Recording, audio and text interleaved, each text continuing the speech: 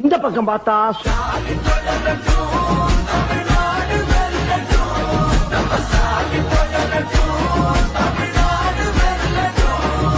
இந்த பக்கம் பார்த்தா ஓடுங்கம்மா ஓட்டு இரட்டை இலை பார்த்து